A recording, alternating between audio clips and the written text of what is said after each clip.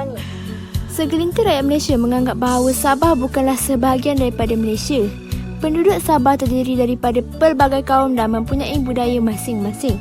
Penduduk asli atau lebih dikenali Bumi Putera Sabah terdiri daripada lebih kurang daripada 31 kumpulan. Mereka mempunyai 50 bahasa dan dialek, tidak kurang daripada 90 dialek.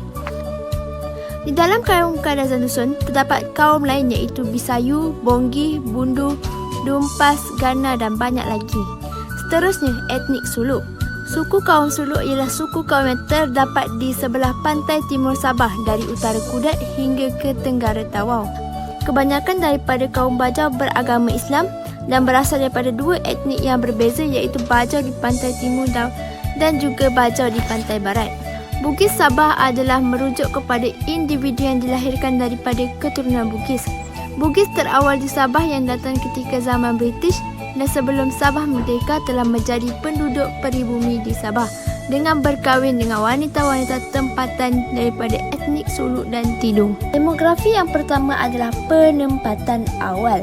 Kewujudan manusia dan penempatan terawal di Sabah telah bermula kira-kira 20,000 hingga 30,000 tahun yang lalu. Manusia terawal di Sabah ini adalah daripada bangsa Australite dan juga Negrito. Gelombang penjarahan manusia yang seterusnya dipercayai adalah daripada bangsa Austronesia Mongoloid dan menetap di Borneo. Sabah merupakan negeri ketiga tertinggi komposisi penduduknya oleh kerana perkahwinan campur dan juga pertambahan imigran. Kemajuan ekonomi Sabah dalam sektor utama juga telah mengundang kehadiran para pekerja dari Indonesia maupun Filipina. Hai, Assalamualaikum. Nunu habar nubaino. Anggaraku Ihnur Anissa. Mantat aku Kilo Tawau Sabah. Saya akan menerangkan mengenai pakaian tradisional dan tarian dan muzik tradisional bagi etnik-etnik yang terdapat di Sabah. Tidak asing lagi, pakaian tradisional di Sabah merupakan lambang dan identiti sesebuah etnik atau kaum yang terdapat di Sabah. Pakaian tradisional ini kebanyakannya dipakai pada majlis-majlis adat, upacara menyambut tetamu, dan hari keamatan oleh unduk ngadau. Saya akan menerangkan pakaian tradisional daripada suku kaum etnik Kadazan Dusun, Runggus, Murut, Bajau, dan juga Bugis.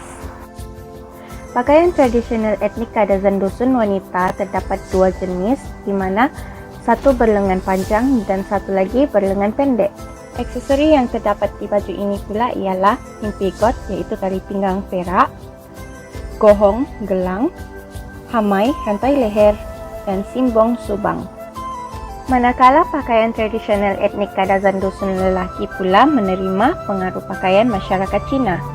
Bahagian baju dan aksesori yang terdapat pada baju mereka ialah gaung, baju lengan panjang, sauva, seluar panjang, topi sinikat, topi di kepala, dan togot iaitu tali pinggang.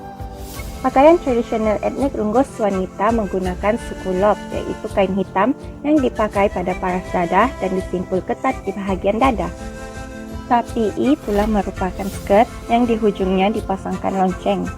Nakol, mani-mani yang dipakai bersilang di bahu, sisikal, bunga yang dihias di kepala, saringan dan satu, gelang-gelang, kaki, gelang kaki.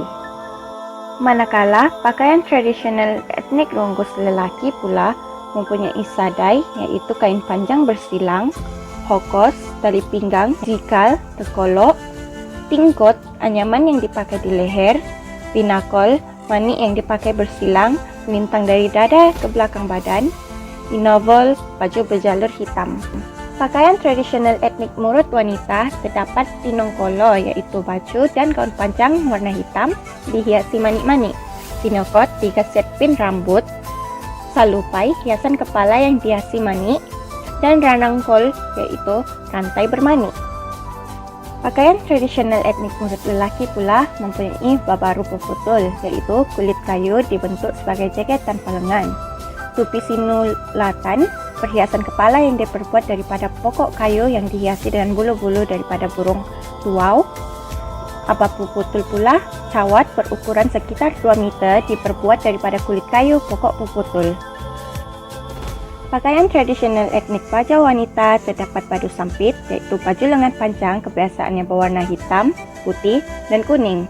Kain moga ialah skirt yang mempunyai tenunan, serempak, hiasan kepala berwarna emas, betawi, tali pinggang emas ataupun perak, manda pun hiasan di leher atau rantai. Manakala pakaian tradisional etnik Bajau lelaki mempunyai tanja, iaitu topi atau hiasan kepala, padu, baju lengan panjang, selendang yang dililit sekeliling pinggang dan disimpul di tepi, suar, seluar berwarna hitam.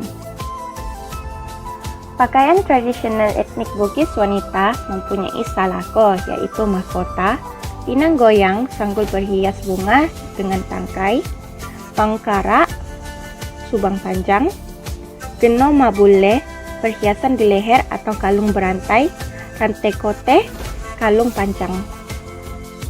Pakaian tradisional etnik Bugis lelaki pula mempunyai pipa garusuk, iaitu sarung, sapu, penutup kepala, sigarak, hiasan pada penutup kepala, dan tata pereng, yaitu keris emas pusaka turun-temurun. Sabah juga mempunyai kesenian dari segi tarian dan muzik tradisional. Terdapat lebih kurang 80 jenis tarian yang terdapat di negeri Bawah Bayu tersebut. Antaranya ialah tarian Sumazau daripada suku kaum Kadazan Dusun, tarian Mangunatif daripada suku kaum Murut, tarian Lansaran yang juga daripada suku kaum Murut,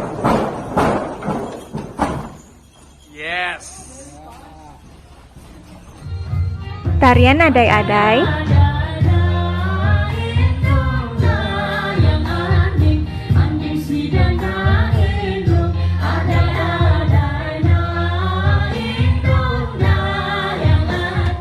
tarian Nimbai daripada suku kaum Bajau,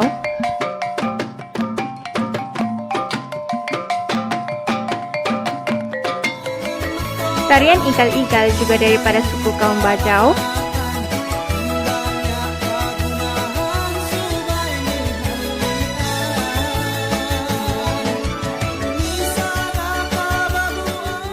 tarian Daling-Daling daripada suku kaum Bajau dan suku kaum Sulut,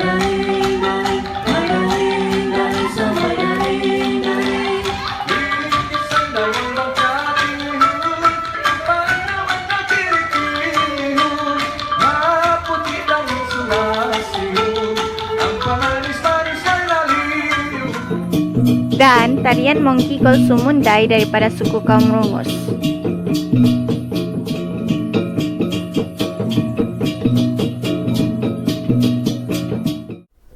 Assalamualaikum dan salam sejahtera. Saya Nurul Syakira Najwa binti Ahmad Rosli akan menerangkan tentang adat-adat perkahwinan kaum Bajau, kaum Kadazan Dusun dan kaum Bugis di Sabah. Adat perkahwinan kaum Bajau di Sabah. Yang pertama, tilau-tilau dan mendo. Ibu bapa memilih gadis untuk dijadikan menantu.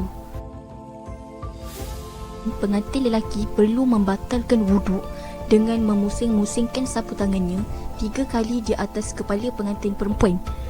Seterusnya, pengantin lelaki menyentuh lelangit kerasnya dengan ibu jari kanan dan menyentuh dahi isterinya dengan ibu jari tersebut sambil membaca kalimah syahadah.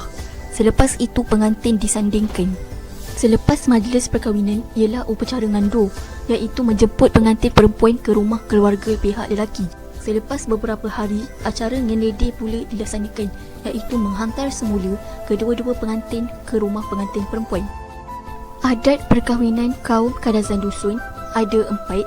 Yang pertama merisik, yang kedua meminang, ketiga bertunang dan akhir sekali perkahwinan. Yang pertama merisik. Dalam hal ini, sebelum peminangan berlangsung, pihak lelaki melantik seorang lelaki dewasa yang bukan daripada keluarga terdekat lelaki tersebut. Yang kedua, proses meminang.